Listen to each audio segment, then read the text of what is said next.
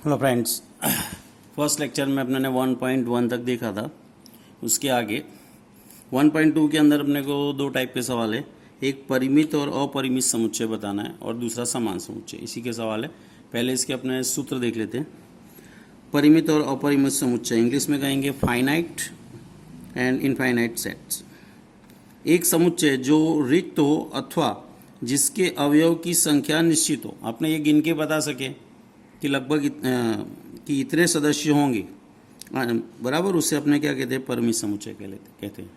अन्यथा मीन समुच्चय में अगर सदस्यों की संख्या, अवयव की संख्या अनंत हो, जिसको अपने काउंट करके नहीं बता सकते, तो ऐसे समुच्चय को अपने क्या कहते हैं, अपरिमित समुच्चय।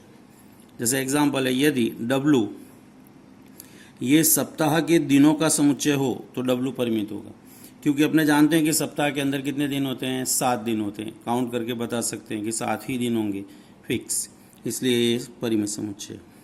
समीकरण x² - 16 = 0 ये s के हलों का समुच्चय है। मतलब इसका जो हल आएगा वो उसके घटक s में आएंगे।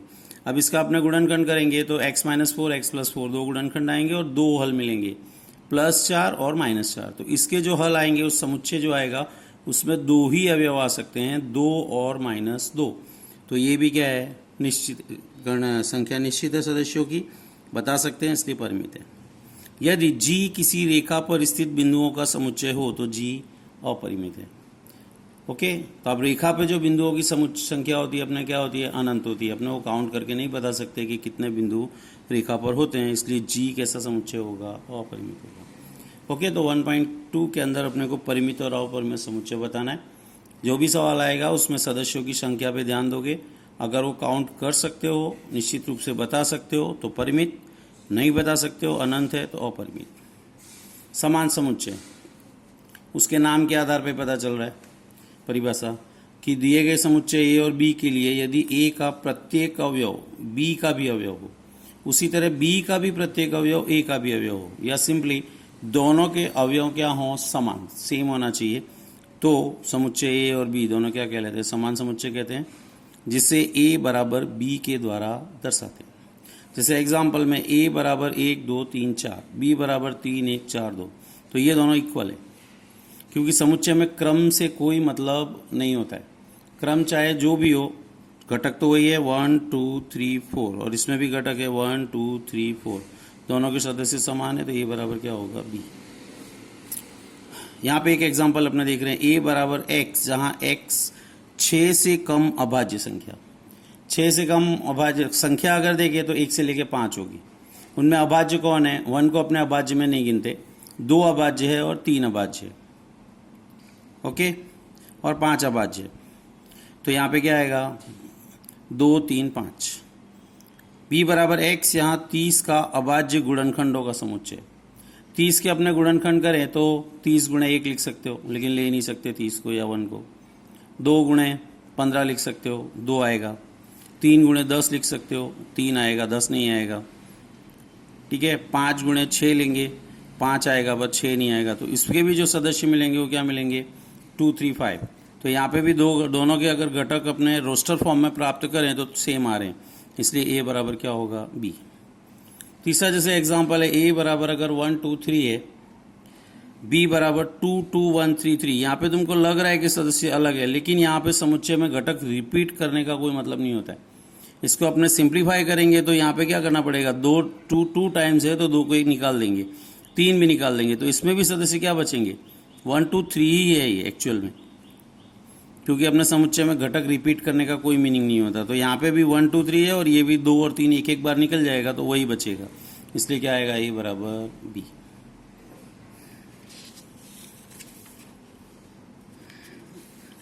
यहाँ पे अपने एक एक्स्ट्रा सवाल देख रहे हैं। ये सवाल लास्ट ईयर मोस्ट ऑफ स्कूलों में पूछा था, 1.1 में ऐसा एक सवाल भी था, वो भी फिर से देख रहे हैं जरा। ए बराबर x, जहाँ x 2 अंकों की ऐसी संख्या है जिसके अंकों का योग क्या हो, 9 हो। संख्या अपने को कितनी चाहिए, 2 अंकों की। 2 अंकों की संख्या कहाँ से स्टार्ट होगी, 10 से 99। उनमें अपने को ऐसी संख्या चाहिए जिसको जोड़ने पे क्या है, 9 आए, बराबर। जैसे अपने 10 ले तो 1 और 0 जोड़ेंगे 1 आएगा, 11 लेंगे 2 आएगा, 1 और 1 जोड़ेंगे, 12 लेंगे 3 आएगा, 19 कब आएगा, जब अपने यहाँ क्या लेंगे, 18। 18 के बाद फिर 19 लोगे 0 आएगा, 20 लोगे 2 आएगा, बराबर। 19 में 1 और 9 0 आएगा, 10 आएगा मीन्स, ठीक है। यहाँ पे फिर नेक्स्ट संख्या क्या आएगी 27, उसके बाद संख्या क्या आएगी 36, नेक्स्ट 45, 54, इसके उल्टा आता जाएगा 63, 72, 81 और लास्ट एक और आएगी 90, क्योंकि इसको भी जोड़ोगे तो 9 आएगा। अब जैसे ये सवाल 8 पे हो, ये सवाल 1.1 में तीसरे का तीसरा था, लास्ट लेक्चर में किया था आपने ने, उस लेक्चर को करते वक्त यहाँ जरा सी डिस्टर्बेंस हुई थी, इसलिए एक अंक रह गया था लिखने का, वो ध्यान में ले लोगे जरा। अगर योग 8 है तो अपने क्या लेंगे, फर्स्ट 17, 1 और 7 8 होगा, नेक्स्ट 26, 2 और 6 8 होगा, नेक्स्ट 35, 3 और 5 8, नेक्स्ट 35 के बाद 44, योग 8 आएगा, नेक्स्ट 53, 62, 71, वहाँ पे ध्यान देना जरा, यहाँ 80 भी आएगा, क्योंकि 8 और 0 को जोड़ेंगे तो 8 ही होता है। ओके, नाउ 1.2 में पहला सवाल है, निम्न में से कौन से रिक्त समुच्चय है। रिक्त समुच्चय तुमने आगे पढ़ा हुआ है, जिस समुच्चय में एक भी सदस्य ना हो उसे अपने रिक्त समुच्चय या खाली समुच्चय कहते हैं, फाई से दर्शाते हैं। यहाँ पे अपने को बताना है कि इनमें से कौन सा रिक्त समुच्चय है। यहाँ पे बोला गया है कि 2 से भाज्य विषम प्राकृतिक संख्याओं का समुच्चय, तो ये समुच्चय क्या होगा, रिक्त। क्यों, क्योंकि विषम संख्या कोई भी तुम लोगे 1 3 5 7, वो कोई भी संख्या 2 से भाज्य होती नहीं है, बराबर। तो यहाँ पे एक भी सदस्य समुच्चय में आएगा नहीं, इसलिए यहाँ पे ये कैसा समुच्चय होगा, रिक्त समुच्चय है। दूसरे में सम अभाज्य संख्याओं का समुच्चय। अभाज्य संख्या मोस्टली विषम ही होती है, 3 5 7। तो यहाँ क्या बोला है, सम अभाज्य संख्या, तो यहाँ पे 2, अगर इसको अपने समुच्चय लें तो यहाँ पे एक सदस्य आएगा समुच्चय में 2, क्योंकि अभाज्य संख्या की परिभाषा क्या होती है, लास्ट पीरियड में भी देखा था आपने ने, जिस संख्या को स्वयं से और 1 से, इसके अलावा और किसी संख्या से भाग न दे सके तो उसे अभाज्य संख्या कहते हैं। 2 भी एक ऐसी संख्या है जिसको या तो खुद 2 से भाग दे सकते हो या 1 से, तो यहाँ पे 2 आ रहा है, इसलिए ये क्या होगा, रिक्त समुच्चय नहीं। तीसरे में x एक प्राकृतिक संख्या है जहां x 5 से छोटी और साथ ही साथ x 7 से बड़ी, तो ऐसी कोई भी संख्या मिलेगी नहीं, क्योंकि कोई भी संख्या या तो 5 से छोटी होगी तो 7 से बड़ी नहीं होगी, और 7 से बड़ी होगी तो 5 से छोटी नहीं होगी, मतलब ये रिक्त समुच्चय है, कोई भी संख्या मिलेगी नहीं। नेक्स्ट, y किन्हीं भी 2 समांतर रेखाओं का उभयनिष्ठ बिंदु है, बराबर। तो ये भी क्या आएगा, रिक्त समुच्चय, क्योंकि कोई भी 2 रेखा अगर समांतर है, कोई भी 2 रेखा, तो समांतर रेखा कभी भी प्रतिच्छेदन नहीं करती है। उभयनिष्ठ का मतलब होता है दोनों का कॉमन बिंदु, तो यहाँ पर अपने को ऐसा बिंदु समुच्चय में लिखना है जो इन दोनों रेखाओं पर हो, लेकिन कोई 2 समांतर रेखा काटेगी नहीं कभी भी, इसलिए अपने को कोई भी बिंदु मिलेगा नहीं, इसलिए अपना यह आंसर होगा कि ये जो है वो क्या है, रिक्त समुच्चय है। पहले सवाल में अपने को सिर्फ ये बताना था कि रिक्त समुच्चय है या नहीं, ठीक है। नेक्स्ट, निम्नलिखित समुच्चयों में कौन परिमित कौन अपरिमित ये बताना है। चलो, वर्ष के 12 महीनों का समुच्चय, बराबर। अपने यहाँ जानते हैं कि वर्ष के महीनों की संख्या कितनी होती है, 12। ये क्या है, निश्चित है, निश्चित है, मतलब ये समुच्चय कैसा है, परिमित समुच्चय है। यहाँ 1 2 3, इसमें अवयव की संख्या क्या है, अनंत,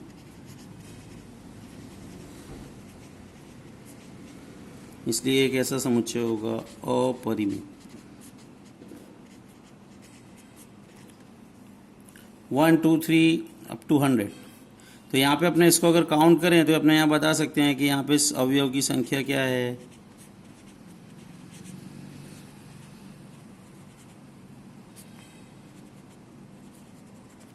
100, जो कि कैसी है, निश्चित है। बराबर। अवयवों की संख्या 100 निश्चित है, इसलिए ये समुच्चय कैसा है, परिमित।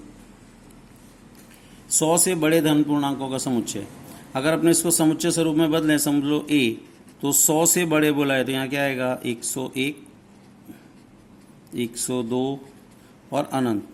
तो इसमें सदस्यों की संख्या क्या है, अनंत। अनंत सदस्य आएंगे, इसलिए समुच्चय कैसा होगा, अपरिमित। पांचवें में 99 से छोटे अभाज्य पूर्णांकों का समुच्चय। अब 99 छोटे अभाज्य पूर्णांक लिखें अगर, तो अपने लिख सकते हैं क्या आएगा, 2, 3, 5, 6 नहीं आएगा, 7, 11 एंड सो ऑन, लास्ट आएगा 97। अब अगर आप इसको अपने काउंट करना चाहें तो पूरा लिख के काउंट कर सकते हैं, मतलब इसके अंदर भी जो सदस्य की संख्या है वो क्या है, निश्चित है, निश्चित सदस्य है। तो ये समुच्चय भी कैसा होगा, परिमित। ओके, फिर से पांचों सवाल देख लो। वर्ष के महीनों का समुच्चय, वर्ष के महीने निश्चित है, 12 होते हैं, इसलिए परिमित होगा। 1, 2, 3 डैश डैश डैश अनंत घटक है, यहाँ पे अपने काउंट करके नहीं बता सकते, इसलिए अपरिमित होगा। 1, 2, 3, अब यहाँ पे 100 पे कट हो गया, तो 1 से 100, ये भी सदस्यों की संख्या निश्चित है, तो परिमित होगा। 100 से बड़े धन पूर्णांक, अब 100 से बड़ा कहाँ तक नहीं बोला है, तो अनंत तक जाएंगे, 101, 102, 103, 104, 1000, जो भी आगे घटक आते रहेंगे, जो कि अनंत सदस्य है, इसलिए क्या होगा, अपरिमित। 99 से छोटे अभाज्य पूर्णांकों का समुच्चय, अब यहाँ पे अपने अभाज्य संख्या लेना स्टार्ट करेंगे, 2, 3, 5, 7, 11, 13, ओके, 17, लास्ट 97। तो इसको भी गिनना चाहें तो गिन सकते हैं, मतलब निश्चित सदस्य आ रहे हैं, इसलिए क्या होगा, परिमित। यहाँ पे भी वही बोला गया है कि एक्सएच के कौन से परिमित है, कौन से अपरिमित। एक्सएच के समांतर रेखाओं का समुच्चय, अब तुमने एक्सएच वाईएच पढ़ा है, ये जैसे एक्सएच होता है और ये वाईएच होता है, तो इसके समांतर रेखा अगर अपने खींचना चाहें तो अपने अनंत रेखाएं खींच सकते हैं, जितनी चाहें उतनी।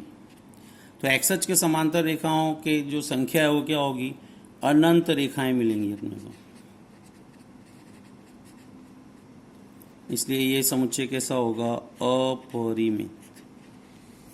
अंग्रेजी वर्णमाला के अक्षरों का समुच्चय, यहाँ आपने जानते हैं कि यहाँ पे कितने अक्षर होंगे, 26 अक्षर होंगे, जो कि सदस्यों की संख्या क्या है, सीमित है, इसलिए ये समुच्चय कैसा होगा, परिमित। उन संख्याओं का समुच्चय जो 5 के गुणक हो, 5 के गुणक संख्या अपने अनंत ले सकते हैं, 5 का पारा ले लो, 5, 10, 15, 20, 25, 30, जो बराबर सारी संख्या आएंगी, तो इसमें भी जो सदस्य हो क्या है, अनंत सदस्य आएंगे, अपने काउंट नहीं कर सकते, इसलिए ये समुच्चय भी कैसा होगा, अपरिमित।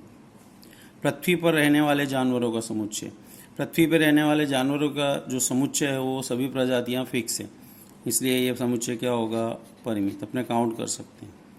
कोई ये नहीं बोलेगा कि जानवरों की यहाँ संख्या काउंट नहीं करना है, जैसे कि शेर लिया उसके अंदर, तो शेर में अपने को शेरों के संख्या नहीं गिननी है, ठीक है, उसकी प्रजातियाँ देखनी है जो कि फिक्स है, इसलिए समुच्चय क्या होगा, परिमित। मूल बिंदु 0, 0 से होकर जाने वाले वृत्तों का समुच्चय, एक्सएच वाईएच लें, ये तुम्हारा उद्गम बिंदु होता है 0, 0, ओके। यहाँ से जाने वाले अपने अनंत वृत्त खींच सकते हैं, अलग अलग कंडीशंस पे अलग अलग केंद्र लो, अलग अलग त्रिज्या लो, तो ऐसे अपने अनंत वृत्तों को यहाँ खींच सकते हैं जो कि उद्गम बिंदु में से पसार होंगे, इसलिए ये समुच्चय भी कैसा होगा, अपरिमित। नेक्स्ट, चौथे सवाल में यहाँ पे बताना है कि ए बराबर बी है या नहीं। सदस्य अपने देखें यहाँ जोड़ी में ए बी सी डी, यहाँ पे भी ए बी सी डी, क्रम से कोई मतलब नहीं होता है, तो ये दोनों समुच्चय क्या है, समान, घटक सेम है, इसलिए ए बराबर क्या होगा, बी। यहाँ 4, 8, 12, 16, 8, 4, 16, 18, अब यहाँ देखो 8 दोनों में है, 4 दोनों में है, ओके, बट 12 यहाँ है, 12 यहाँ नहीं है, तो यहाँ आपने देखें तो 12 जो घटक है वो बिलोंग्स टू ए, परंतु 12 does not belongs to B, तो घटक दोनों के क्या हैं, अलग अलग है। या आपने 18 को ले ले, अगर ऐसा भी लिख सकते हैं कि 18 बी में है, परंतु 18 ए में नहीं है, इसलिए ए यहाँ क्या होगा, नॉट इक्वल टू बी। यहाँ आपने को 2, 4, 6, 8, 10 समुच्चय फॉर्म में, रोस्टर फॉर्म में दिया है। यहाँ पे गुणधर्म फॉर्म में है, इसको अपने कन्वर्ट करें रोस्टर में चेक करने के लिए कि दोनों समुच्चय के अवयव समान है या नहीं। x सम धन पूर्णांक है और x लेस इक्वल टू 10, 10 या उससे छोटी, 10 भी लेंगे, और सम धन पूर्णांक 10 या उससे छोटे सम धन पूर्णांक लोगे तो क्या आएगा, 2, 4, 6, 8, 10 दोनों के समुच्चय सेम है। फर्क ये है कि ये किस रूप में लिखा गया है, गुणधर्म समुच्चय निर्माण रूप में, और ये रोस्टर में, पर घटक दोनों के सेम है, इसलिए a बराबर क्या होगा, b। यहाँ पर x संख्या 10 का गुणज है, बराबर। तो यहाँ जो भी संख्या आएगी वो क्या आएगी, 10 के पहाड़े वाली आएगी, 10, 20, 30। यहाँ पर 15 है, वो इसमें नहीं होगा, ठीक है। तो अपने यहाँ कारण देंगे, 15 बिलोंग्स टू b, परंतु 15 does not belongs to a, इसलिए a is not equal to b। चाहो तो 25 ले सकते हो, 35, कोई भी एक घटक लेना है, क्योंकि कोई भी दो समुच्चय को समान तभी कह सकते हैं जब उनके सारे घटक समान होना चाहिए। कोई एक घटक भी ऐसा है जो पहले समुच्चय में हो दूसरे में ना हो, या दूसरे में हो तो पहले में ना हो, तो वो दोनों समुच्चय क्या होंगे, असमान ही होंगे। 5वें सवाल में बोला गया है, क्या निम्नलिखित समुच्चय युग्म समान है, कारण सहित बताओ। चलो ए यहाँ पे दिया है 2, 3, तो ये तो फिक्स है, रोस्टर फॉर्म में अपने को पता है, इसमें 2 ही एलिमेंट है, 2 और 3। यहाँ पे बोला गया है x समीकरण x² + 5x + 6 बराबर 0 का हल है। इसके गुणनखंड करेंगे, 2 गुणनखंड आएंगे, x + 3 और x + 2। तो x + 3 और x + 2 = 0। तो यहाँ से x बराबर आएगा -3, x बराबर -2। तो इसको अगर अपने, ये तो तुम्हारा समुच्चय निर्माण रूप है, इसको रोस्टर फॉर्म में लाएंगे तो -3 और -2। अब देख लो दोनों के घटक क्या है, अलग अलग है। जैसे अपने कारण लिखे तो वही लिखेंगे, 2a में है पर b में नहीं है, 3a में है पर b में नहीं है, या ये -3 b में है पर a में नहीं है, दोनों अलग अलग है, इसलिए a not equal to b। दूसरे में x, जहाँ x शब्द फॉलो शब्द का एक अक्षर है। फॉलो के अपने लेटर्स लिखेंगे, पर कोई भी लेटर रिपीट किया नहीं जाता है, तो क्या आएगा, एफ ओ एल 2 बार है पर एक ही बार आएगा, एल और एल डबल हो गया, ओ आ चुका है तो नहीं आएगा, डब्लू। ये 4 घटक रहेंगे। इसके घटक भी लेंगे तो क्या आएगा, डब्लू, ओ, एल और एफ। देख लो, एफ है, ओ है, एल है और डब्लू, चारों अवयव समान है, तो यहाँ पे भी ए बराबर क्या होगा, बी। 1.2 के लास्ट सवाल में ये समुच्चय दिए गए हैं, ए से लेके एस तक। बताना है कौन से 2 जोड़ी समान है। चेक कर लो, ए में 2 है, 2 यहाँ इसमें है, बराबर। लेकिन 2, 4 देखें तो 4 यहाँ है, लेकिन 8 इसमें नहीं है, या 8 इसमें भी नहीं है, और बाकी सब में 2 ही नहीं है। तो ए के साथ कोई भी मैच नहीं कर रहा है। यहाँ 4, 8, 12 था, लेकिन ये घटक 14 जो था वो वहाँ नहीं था, नहीं है। 1, 2, 3, 4 है, 3, 1, 4, 2, 1, 2, 3, 4, तो ये दोनों समान दिख रहे हैं। तो पहली जोड़ी समान क्या आएगी, बी बराबर डी, क्योंकि दोनों के घटक मैच हो रहे हैं, ठीक है। अब इन सब में तो 2 ही 2 घटक है, और यहाँ 4 थे, तो ये तो मैच होंगे नहीं। इनमें मैच देखें तो -1, 1, -1, 1, क्रम आगे पीछे है, लेकिन उससे कोई फर्क पड़ता नहीं है। तो ई में क्या है, -1, 1, जी में भी वही है, तो ई बराबर क्या होगा, जी।